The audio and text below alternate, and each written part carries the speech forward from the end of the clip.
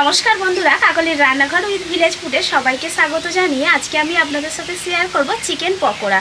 আর আজকের রেসিপিটা আমার এক সাবস্ক্রাইবার বন্ধুর অনুরোধেই বানানো। শুধু ওনাকে বলবো না, এই যে বৃষ্টির দিনে বর্ষার ওয়েদারে আমাদের প্রত্যেকেরই যে কোনো পকোড়া খেতে ইচ্ছা করে।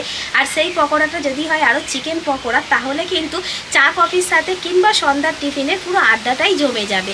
অনেকেই হয়তো এই চিকেন পকোড়া বাড়িতে বানানোর চেষ্টা করেছেন, কিন্তু অনেকের কি হয়, পকোড়ার বাইরের লেয়ারটা মোটা হয়ে যায় কিংবা ভেতরটা নরম হয় না। তো আজকের আমি একদমই সহজ পদ্ধতিতে দোকানের মতো কিংবা একদম অনুষ্ঠান বাড়ির মতো পকোড়া বানিয়ে আপনাদেরকে দেখাবো, একদম ঘরোয়া কয়েকটা উপকরণ দিয়ে। তো আজকের রেসিপিটা আপনারা প্লিজ প্রথম থেকে শেষ পর্যন্ত দেখতে থাকুন, আশা করছি খুবই ভালো লাগবে। আর যে সকল বন্ধুরা এখনও পর্যন্ত নতুন, তারা যদি ইউটিউব থেকে দেখেন তাহলে চ্যানেলটিকে সাবস্ক্রাইব এবং ফেসবুক পেজ থেকে দেখলে পেজটাকে ফলো করে আমার পাশে থাকবেন। তাহলে এখন রান্নাঘরে চলে যাবো আর আজকের রেসিপিটা শুরু করে ফেলবো।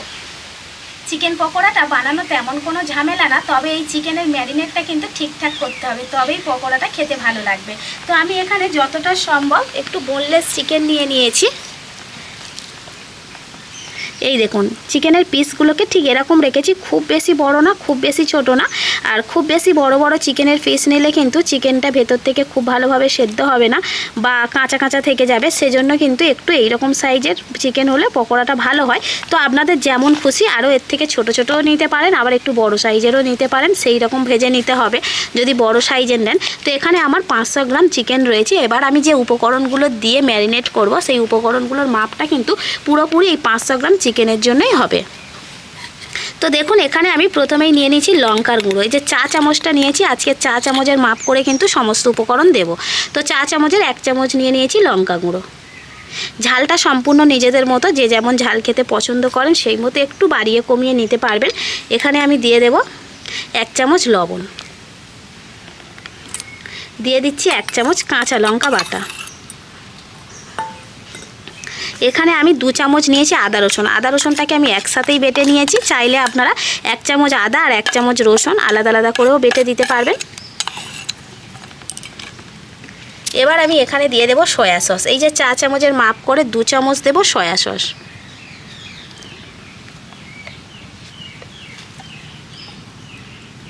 দেব 1 চামচ ভিনিগার।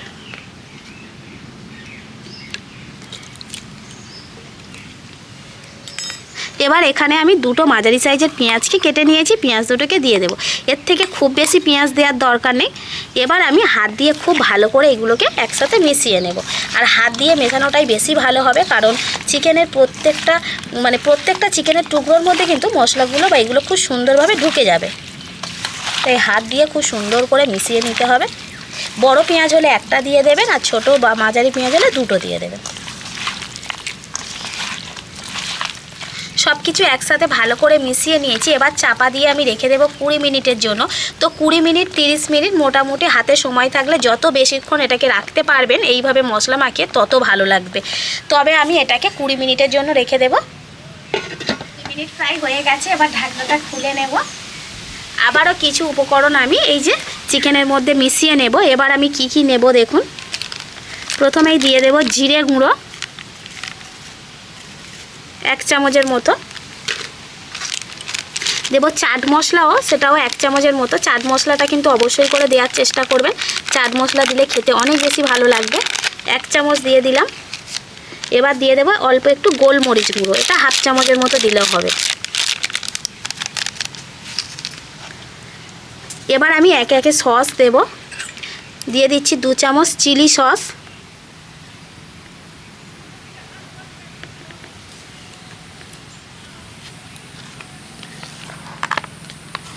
2 চামচ দেব টমেটো সস,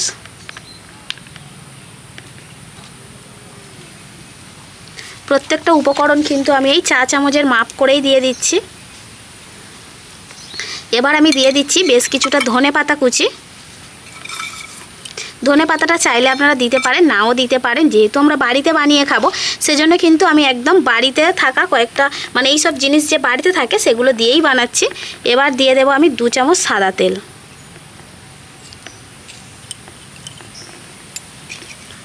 একটা দিয়ে দিচ্ছি ডিম, একটা ডিমই কিন্তু যথেষ্ট।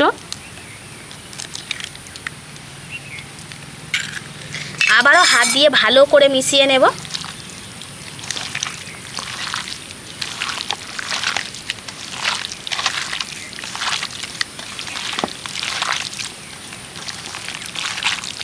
বাড়িতে হয়তো চিকেন আনা হয়েছে রান্নার জন্য, সেখান থেকে কিছু বোনলেস চিকেন যদি আমরা তুলে রাখি, তাছাড়া দেখবেন এখন বোনলেস চিকেন কিন্তু খেতে খুব একটা ভালোও লাগে না, অনেকেই খেতে চান না। তো সেই সকল বাড়িতে বাচ্চারা থাকলে বিশেষ করে তো সন্ধ্যাবেলা এইরকম সহজ পদ্ধতিতে আপনারা পকোড়া বানিয়ে নেবেন, দেখবেন বাচ্চা থেকে বড় প্রত্যেকের মধ্যে কিন্তু কাড়াকাড়ি লেগে যাবে। আর কম সময়ের মধ্যেও হয়ে যায়, বেশি সময়ও লাগে না। শুধু এই যে সস ভিনেগার এগুলো একটু লাগে।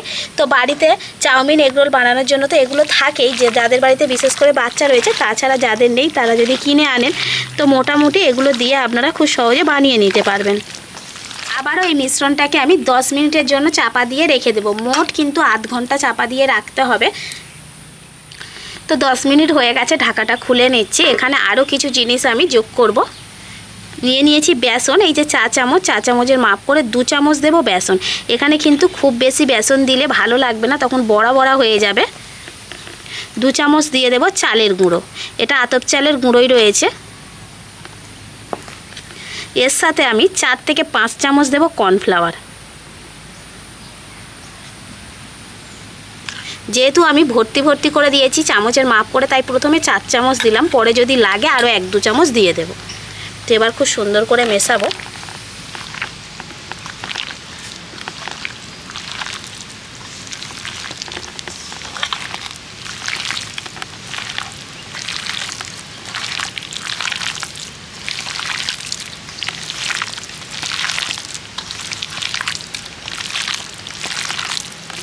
অনেকটা কিন্তু পাতলা পাতলা মনে হচ্ছে, তো এখানে আমি আর 1 চামচ দিয়ে দেবো কর্নফ্লাওয়ার। প্রথমে আমি বলেছিলাম 5 চামচ দেবো, তো সেই 5 চামচই কিন্তু কর্নফ্লাওয়ার দিয়ে দিলাম। খুব বেশি কর্নফ্লাওয়ার দেওয়া যাবে না, আবার খুব বেশি বেসন চালের গুঁড়ো দেওয়া যাবে না, ঠিক এরকমই থাকবে, কারণ তবেই কিন্তু পকোড়ার গায়ের লেয়ারটা পাতলা হবে। আর এই যে ম্যারিনেট করে আমি যে চাপা দিয়ে রেখে দিলাম মোট 30 মিনিট, আপনারা পারলে কিন্তু 45 মিনিট 1 ঘন্টাও রেখে দিতে পারেন। যত রাখবেন কি হবে, ভেতরে এই চিকেনটা কিন্তু অনেক বেশি নরম হয়ে যাবে, একদম জুসি হয়ে যাবে।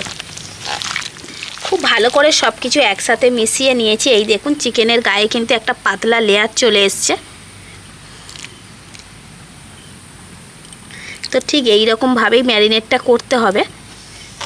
এবার আমি উনানের কাছে চলে যাব পকোড়াগুলোকে ভাজার জন্য, তেল গরম করে নেব। পকোড়াগুলো ভাজার জন্য তেল আমি ভালো করে গরম করে নিয়েছি। তো এবার একে একে আমি চিকেনের টুকরোগুলোকে তেলের মধ্যে ছেড়ে দেব।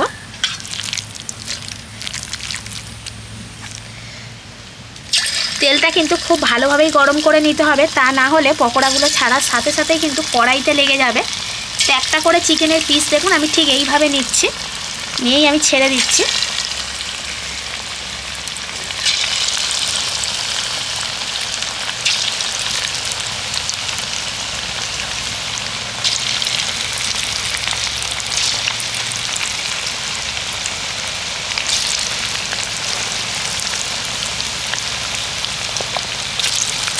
প্রথমবারটা আমি অল্প কিছুক্ষণ ভেজে নিয়েছি, এবার উল্টে দেব। প্রথমে যখন পকোড়াগুলো কড়াইতে ছাড়বেন তখন কিন্তু তেলটা হাই হিটে গরম করে নিতে হবে, তারপরেই কিন্তু আঁচটা একেবারে কমিয়ে দিতে হবে। একদম মিডিয়াম আঁচে সুন্দর করে আস্তে আস্তে ভেজে নিতে হবে, তবেই কিন্তু ভেতর থেকে অনেক সুন্দরভাবে ভাজা যাবে আর পকোড়াটা অনেক বেশি মুচমুচে হবে। একদম জোরে জাল দিয়ে কিন্তু পকোড়াটা ভাজা যাবে না।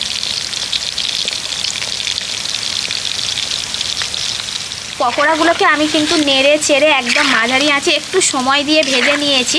নেওয়ার ফলে কিন্তু আমি একবারেই ভেজে নিয়েছি পকোড়াগুলো। আপনারা চাইলে কিন্তু প্রথমে 80% ভেজে নেবেন, তারপরে তুলে রেখে দিয়ে আবার লাস্টে সবগুলো হয়ে গেলে আবারও কিন্তু একদম ফুল ভেজে নিতে পারেন, 2 বার করে ভেজে নিতে পারেন। আমি সেটা আর করিনি, একেবারেই প্রথমেই ভেজে নিয়েছি। এই দেখুন কত সুন্দর হয়েছে দেখুন আজকে চিকেন পকোড়াগুলো। তো এবার তেল ঝরিয়ে তুলে নেব। পরের ব্যাচের পকোড়াগুলো একই রকমভাবে ভেজে নেব।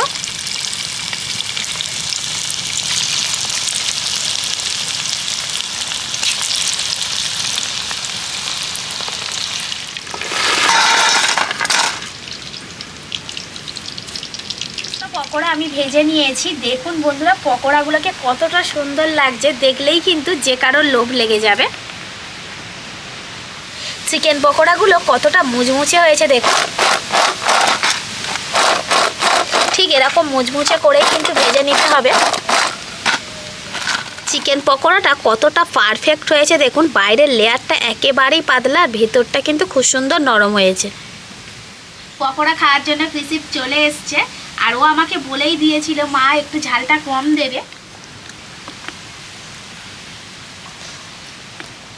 দারুণ ভালো লাগছে?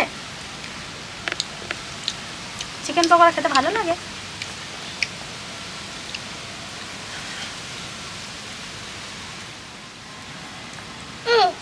পকোড়া খুব সুন্দর হয়েছে। সুন্দর হয়েছে, টেস্টি হয়েছে।